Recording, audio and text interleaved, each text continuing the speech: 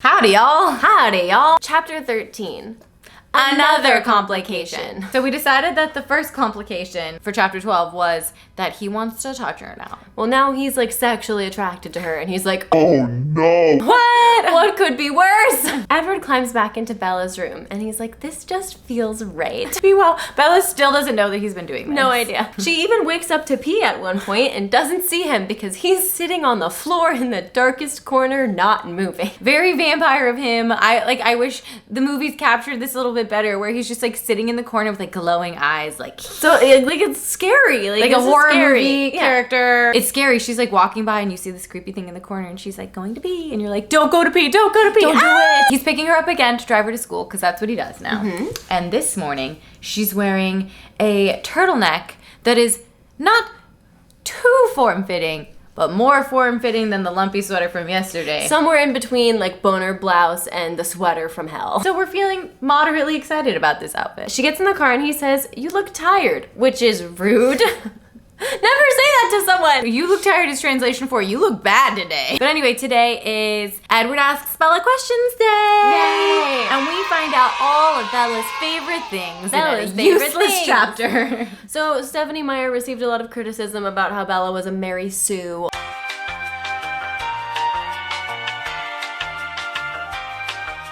Or just kind of like a very classic insert yourself into the narrator's position. She received a lot of flack for not having Bella be a very fleshed out character, and she was like, you know what, bitches? I'm gonna make a super long list of all the character traits and you're all gonna have to sit through it. Please enjoy this list of Bella's favorite things. Favorite color? Brown. The music in her CD player right now, Linkin Park. Song, With You. Why? She doesn't know. Movie? Pride and Prejudice, the 6-hour one with Colin Firth. In a cravat. Vertigo, Monty Python and the Holy Grail. And then she keeps coming back to him with more movies later in the chapter, so we compiled them all here for your convenience. Beauty and the Beast, Empire Strikes Back, Gattaca, Somewhere in Time, which is a movie about reuniting in heaven with your lover, and Edward's like, couldn't be me because I'm not going to heaven. No. Her favorite scent? Lavender or clean laundry? Can't pick. Her favorite candy? Black licorice. Ew. And Sour Patch Kids. Yum. Her favorite travel destination? Not Comic-Con. Because that was a lie. Instead, it is Prince Edward Island. For no reason at all. But also New York.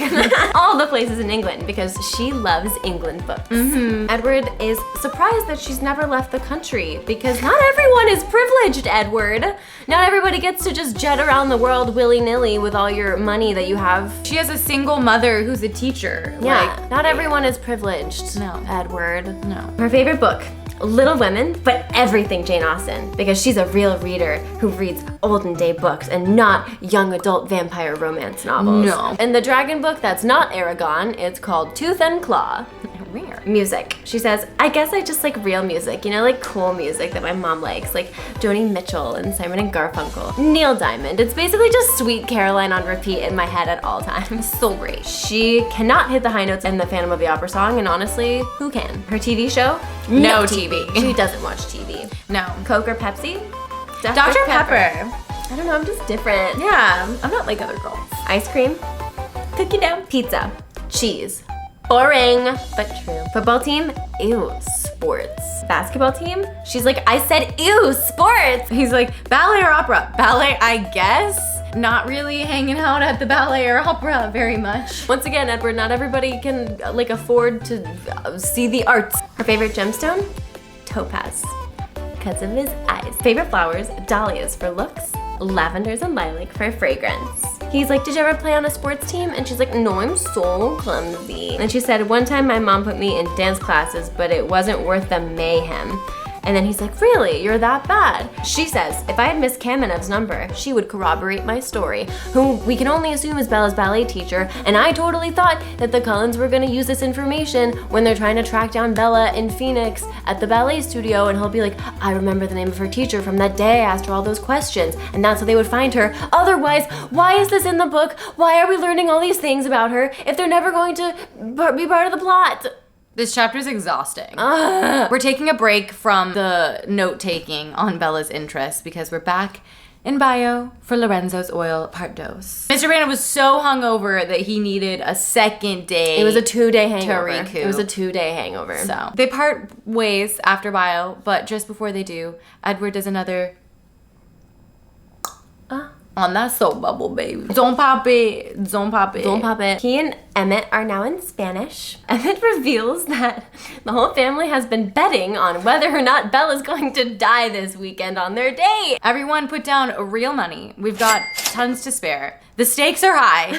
The ante is 10,000 minimum. Minimum. Rosalie bet her car. She did the table max. And then my teeth clamped together so hard that even the students near me heard. One boy looked around for the source of the cracking sound. Emmett's like, whoops. He's so pissed, but he doesn't have time to fight Emmett about it because he's got to ask Bella more questions. We start talking about Arizona and all the things that she loves about Arizona. And she's like, things that I love about Phoenix. Well, first of all, it's so sunny.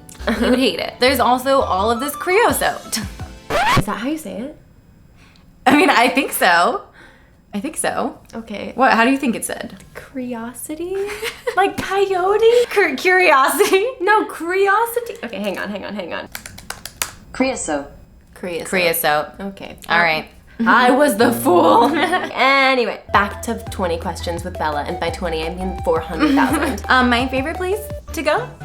The library, because I'm a nerd. Why does every ingenue in a TV show or movie have to also just be like a nerd in order to be valid? You know? Yeah, like come on, Gabriela Montez. Rory Gilmore. Yeah. Katie Holmes in Dawson's Creek. Yeah, we're pretty and demure, but like also just a nerd.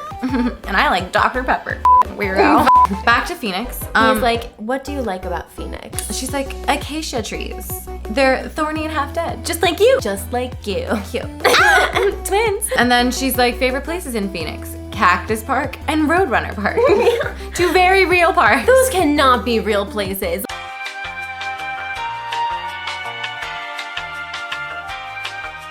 It's like if I were thinking of random parks in Arizona and I just had to name 2 things that I know off the top of my head about Arizona, I would say cactus, Roadrunner. She's like, the sky is everywhere. Everywhere you look, sky. Everywhere. We also learned that Renee, Bella's mom, apparently turned Bella's room into a yoga studio the second she left Phoenix. Renee's just the worst. What about, like, I don't understand why Bella still has all this love for her mom when it seems like her mom is a mess and dumped Really Bella selfish. the second that it was offered as an option. Yeah. Edward gets all sad because the sun's going down. It's been a long day of questions. The famous little line about Twilight. This is where the name of the book comes. Yeah. It's Twilight, I said. The time when vampires came out to play. Bleh, bleh. It's the safest time of day for us, I explained. The easiest time, but also the saddest in a way. The end of another day, the return of the night. So many years of night. Darkness is so predictable, don't you think? Which is not true. Darkness is so unpredictable that we literally build walls around ourselves to keep the darkness out because you never know what's out there. When it's dark, you have no idea what's coming for you. Yeah, there could be a hobo spider right around the corner and you don't know. You don't know? I like the night, she said, contrary as usual. Without the dark, we'd never see the stars. And I did write that on like every one of my notebooks in middle school. Oh my god. That was like on all of my binders. I wrote it in whiteout. That's because you're an embarrassment. I get mad at that part where she was like, you never see the stars here. And I'm like, you totally see the stars in Washington. Like, you see plenty of She's stars. from there, she knows. I suppose maybe not as many as sky everywhere, Arizona, but you see them. Stars aplenty. Stars aplenty. I want to whisk her away to Alaska because that's where you can see all the stars. But I can't do that because she has to sleep and she has like a life, and so I can't just like take her to Alaska. And also, Tanya's there. and nothing's worse than Tanya. They're still sitting in her driveway, and he hears Charlie's police cruiser coming on up the road, and he's like, okay, so your dad's almost back, so I should probably hit the brakes unless you wanna tell him about me? And she's like, thanks but no thanks. No. Nah. He says, of course it was an impossible wish, like so many others. like Alice's wish to just talk to Bella. Here comes the another complication. Here comes the other complication. Oh no, it's Jacob and Billy Black. Jacob is blown away by the Volvo for some reason. Wow, is that an S60R? I've never seen one in real life before. Cool. Wonder who drives one of those around. Custom painted aftermarket front splitter. Semi-slicks? Semi-slicks? Oh my god. What? Splitters and slicks and shit. Billy Black is just riding around thinking, I hope I don't see any vampires. And then it's like, no fucking way. A vampire? Ah, hold on, vampire! Ah, Oh, no! And Jacob's like, oh, it's Bella. So Edward's like, what's he gonna do? This is neutral territory. The treaty is still intact, and it's not because Jacob broke it. So and Edward's just like starts baring his fangs, just like instinctually. Edward's like, I'ma head out. And as he peels away, Jacob's like, whoa, nice tires. whoa, nice tires, dude. Whoa, that splitter is fucking slick, dude. It's like semi-splitter, bruh. Whoa. That exhaust, man. I'm exhausted by my passion for cars. And then Edward crushes right back on Jacob for a second. Yeah. He says, there was something very engaging about Jacob Black's mind. Pure and open. It reminded me a bit of Angela's, only not so demure. Okay, drag her. I felt suddenly sorry that this particular boy was born my enemy. He was the rare kind of mind that was easy to be inside. Restful, almost. Okay, talk to tent scene in Eclipse, Edward, in the future when he's like, Jacob, can you and your impure mind f***ing shut up for 1 second, please? Jacob hasn't gone through puberty yet. He hasn't had his heart broken, and he hasn't fallen into the incel subreddit scene. So he's still restful. He's still pure and still cute. Sweet. Edward hovers. He like leaves so that they think that he left, but he hovers and listens. Classic Edward, climb the tree. And he talks about how the Qumu tribe has lost their teeth, meaning there are no werewolves around right now. So there's nothing they can do. Yeah, there's nothing they can do. And honestly, it was their fault that the treaty got broke. So why you mad at me? Why you coming at me when it's all your fault and there's nothing you can do? Look, there's more of us now than there were when we made the treaty, and there's none of them. So it's all vampires and no werewolves. So they're not gonna start that fight because they're gonna lose. Yeah. And then when they go away in New Moon, it's like all werewolves and no vampires. We love a good switcheroo. Edward runs home to tell Daddy. Because he's like, Billy's not gonna say anything, but I'm still gonna tell my dad. And Carla's just like, when are you coming home? Esme keeps asking me when you're gonna be home. She's so worried about the home. Carlisle's like, are you coming home soon? And Edward says, is Esme very upset with me? And Carlisle says, she worries. She misses you. And Edward's like, okay, I'll go home. So he goes home and he sits down at the piano and hangs out with Esme. But she's like, how are you? And he's like, up and down, side to side, diagonal, loop-de-loop. What's that? It's called the loop-de-loop. And then she's like, oh, I don't want you to be suffering. And he goes, I cause my own pain. True, Yes, you do. Finally you do. admitting it. And Esme says, it's not your fault. And he says, I am what I am. Sad. I stared at my hands, cold and sharp-angled, inhuman.